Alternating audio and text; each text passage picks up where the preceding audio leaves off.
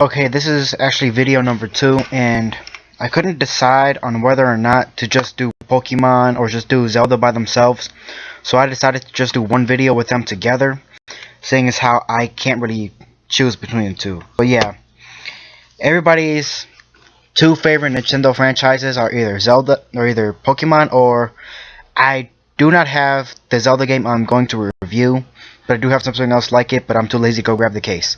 Anyway, starting off with Pokemon.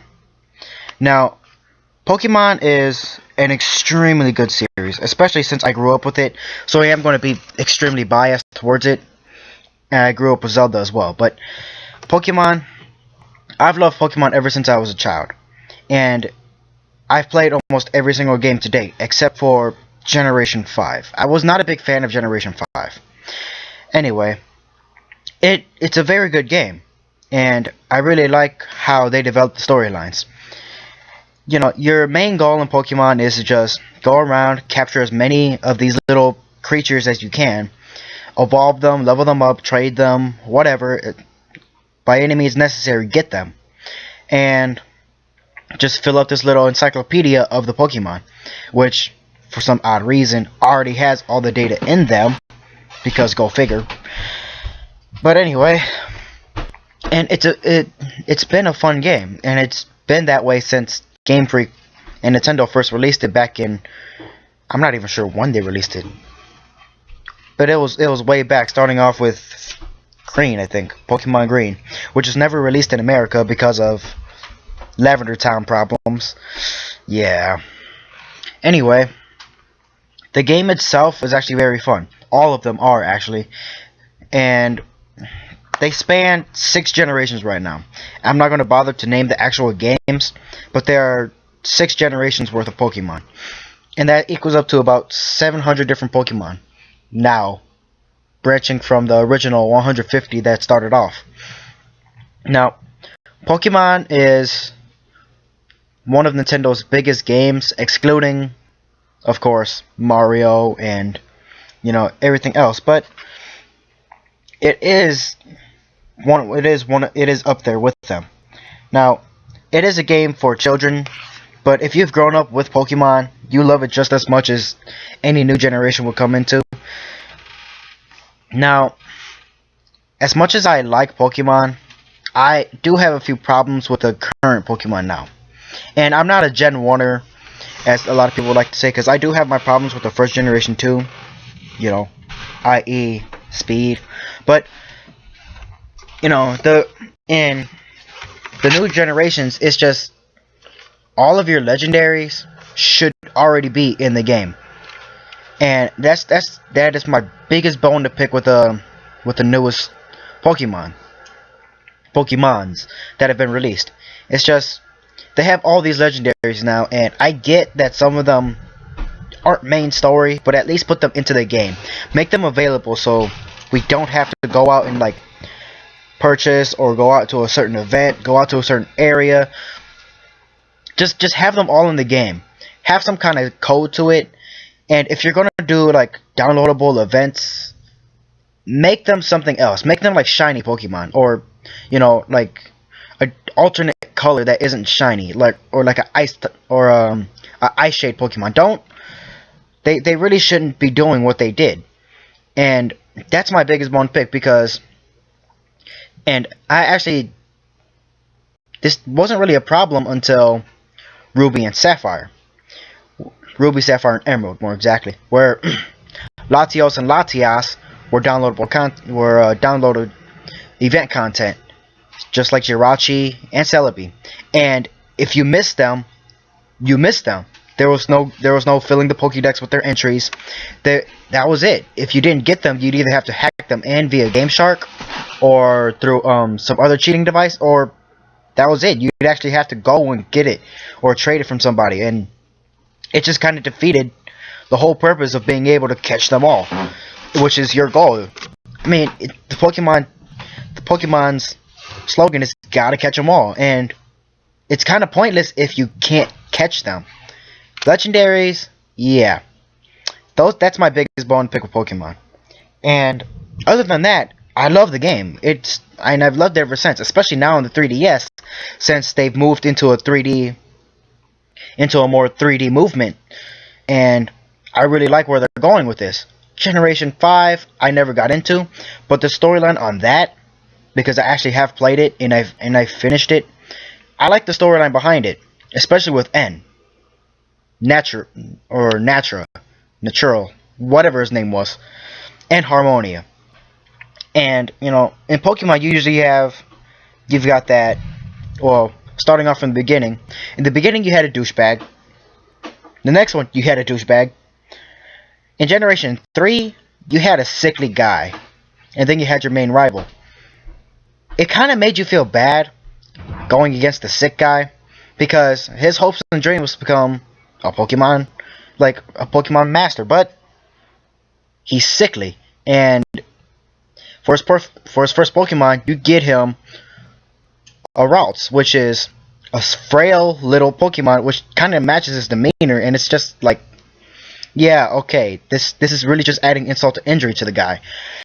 Generation 4, your rival was not exactly a douche, because he was like more of a best friend, because he's there for you, but he likes to mess around a lot, and I mean a lot. I mean, he'll run into you and then charge you money. You never actually have to pay him, but nevertheless. Generation 5. Generation 5 is where is where your rival was actually one of your friends, and then came along N, which became your storyline rival with the other legendary. Especially since after the first generation, they've had 3-tier legend, or the trio of legendaries, and that's been a continuous thing ever since. But anyway, and then in Generation 6, which is the newest generation, which is what this is, you actually have quite a few rivals per se, but you have one true rival, and that's the one person that's actually planning or trying to become a Pokemon champion beside you. And I just like where the whole storyline is gone, and I like the rival development, except for in 1 and 2, because they remain douches. I mean, they eventually see there's something wrong, but they remain douchebags. Excuse the language if you count douchebag as a curse word, because I do not, and yeah. But Pokemon, I'd give it a 9 out of 10, just because it's near and dear to my heart, and being totally biased, I would actually give it a 10 out of 10. But it's just the legendaries that kind of threw me off from that. Now, The Legend of Zelda is a series that I really love, excluding The Legend of Zelda 2. We don't talk about that game. Nobody talks about that game. That's how bad of a game that was. We barely even acknowledge that as part of the chronology. As part of the chronology. But The Legend of Zelda, it started off as such a simple game, and it was kind of a turn away from Mario, because Mario was a side scroller, and they decided to go a different way with the top-down views, and that was the birth of Zelda. Now, Zelda is a game that's more action-based, and it's a very good game. When they started stepping into the 3D, I was kind of iffy, because I had always known it as a top-down view game, but despite that, it actually turned out very well with the 3D graphics. Starting off from the original Legend of Zelda for the Super Nintendo Entertainment System, I've really fallen in love, because that wasn't the first one I played. The first one I played was for the Game Boy Color, which was one half of the Oracles. It was the Oracle of Seasons, and I really loved that. It's just I could never get the second cartridge to transfer over my data and carry over and finish the storyline. So I had always been scourging for it. Does that? Whatever. Anyway, and ever since then, I've come to play more and more Zelda, and especially Twilight Princess. That's what I'm going to deem my favorite, and I'm just going to focus on Twilight Princess now. The reason I liked Twilight Princess was because it was 3D, and it was a 3D game, not pop-out 3D, but it was three-dimensional. And I really liked the development from Link, because he didn't start off as some hero. He started off as an average kid, which he normally does in every Zelda except for, well, the original one. He didn't start off as a hero, and for the most part, he didn't have the drive to become a hero. He kind of got pulled into it, which is what made him more realistic. Now, I know people are going to say, oh, Ocarina of Time. Yes, I understand. Ocarina of Time was one of the highest 3D games, and it was also probably one of the best, but in my personal opinion, Ocarina of Time is extremely overrated. Majora's Mask was better. Now, the main reason that I really liked Twilight Princess was it didn't really focus on Zelda herself. Despite it being the Legend of Zelda, it didn't focus on Zelda herself, but rather the support character Minda. I think I said that right.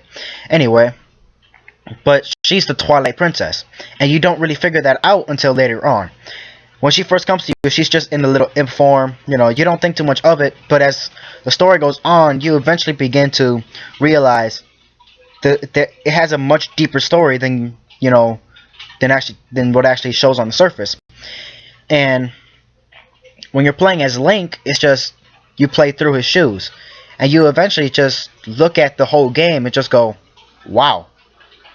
Because I really love the game, and I love how they included the hero Shadow, which would be Link from Ocarina of Time when he unable to pass on his skills due to the timeline becoming distorted. And all in all, I really loved Twilight Princess, because it started off really easy and really simple, really lighthearted, but then you got into it and it was just a powerful story. It moved me anyway, because you ran through the story, and most of the time it was just fighting. But the times when there were like dialogue, but Link doesn't talk.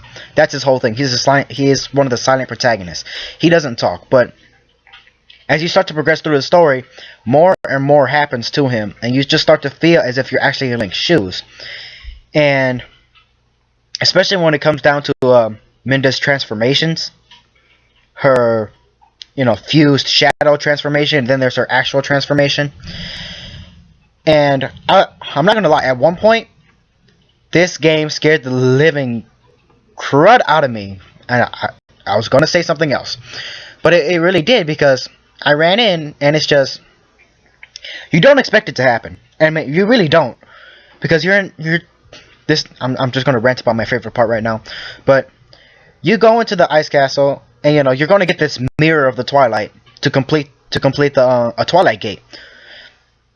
You go in, and one of these little snow yeti things is just kind of there cooking, and you go through the game, final dungeon, and she pops up, final boss. You don't expect much. Turns around, big glaring teeth, red eyes, dark face, dark lighting, scares the living crud out of you, and I'm not even kidding. It got me, and I really loved it. I also like how the game actually strayed away a little bit with their weapon choice, especially with the ball and chain, since most Zelda games don't have anything like that. They don't have enemies with it, but Link has never actually had the chance to use it. So I like the fact that they brought that in, and I also like the fact that they gave you different armor with different effects, rather than just having regular armor, reduced damage armor, reduced damage more armor, like regular Zeldas. And I really liked how the storyline took place. Zelda wasn't the big focus on this one. She was in it, just not as much as you thought she would be. And I really like that aspect of it. If anything, I give Twilight Princess a 9 out of 10 as well, just because it's so near and dear to me, and just because it's part of the Zelda franchise. I know I'm being biased right now, but even if I wasn't being biased, these will be my honest reviews, and these will be my honest scores, because I really do love these games. And actually, that's it for this review, and that's all I've got for both um, Pokemon and Legend of Zelda Twilight Princess. So that's 3 down, 2 to go. Look forward to the next ones.